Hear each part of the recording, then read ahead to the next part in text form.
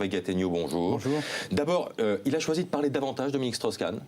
Non, je ne crois pas qu'il ait choisi de parler davantage. Peut-être qu'on l'interroge davantage. Moi, pour ce qui me concerne... Sauf que là, il dit oui, à vous et à nous. Oui, mais ce n'est pas la première fois qu'il livre quelques impressions comme ça à la sortie d'une conférence, puisqu'aujourd'hui c'est son principal métier. Il est un conférencier international sur les questions économiques, et puis accessoirement aussi un consultant privé. Mais disons que dans la sphère publique, il n'a pas choisi particulièrement de parler. Je pense qu'il s'est laissé convaincre, par nous en tout cas, de livrer ce qu'est aujourd'hui son impression, son sentiment sur la vie qu'on lui fait mener. Quand je dis on, c'est les médias, la société française. Il est choqué de voir que sa vie privée semble appartenir à tout le monde, que tout le monde s'autorise à la piétiner au prétexte ou au motif qu'il est poursuivi par la justice dans plusieurs affaires dans lesquelles il redit son innocence, il le redit avec beaucoup de force. Qu'il s'agisse de l'affaire du Carlton de Lille, qu'il s'agisse de l'affaire de New York. Il rappelle qu'il n'a jamais été condamné à ce jour, ni aux États-Unis, ni en France. Quel est, selon vous, le temps fort de cet entretien ? Le moment le plus fort, je pense, c'est lorsqu'il explique qu'il s'est trompé sur la façon dont il a mené sa vie privée, sa vie personnelle, ce qu'il appelle des comportements libres entre adultes consentants.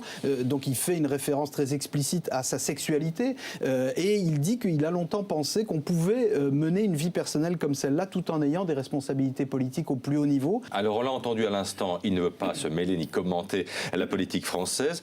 Outre les conférences, que fait-il de ces journées ? Alors il remplit ses journées d'abord de la préparation de ses conférences. Il donne des conférences dans les universités ou dans des grands forums économiques. Il s'ennuie ?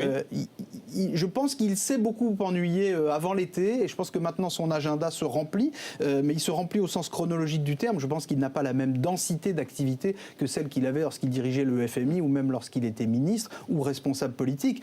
Aujourd'hui, l'autre partie de ses activités, ce sont des consultations privées pour des banques, des grandes entreprises, des fonds d'investissement. Je pense qu'il a envie d'autre chose, certainement plus de la politique active. Ça, je pense que c'est une page qui est tournée, il l'a très bien compris. Il le regrette ? Je crois qu'il ne regrette pas le pouvoir, en tout cas c'est ce qu'il dit. Il dit que le pouvoir, ça n'a jamais été toute sa vie. Il raconte d'ailleurs une scène amusante, une conversation avec Nicolas Sarkozy à l'Élysée il y a quelques années. Nicolas Sarkozy lui demande, l'interroge sur ses ambitions futures et il dit, toi à l'Élysée tu as 80% d'emmerdement et 20% de choses passionnantes, moi au FMI c'est le contraire, et il dit qu'il le pense toujours et qu'il le pensait sur l'instant, il n'a pas changé d'avis.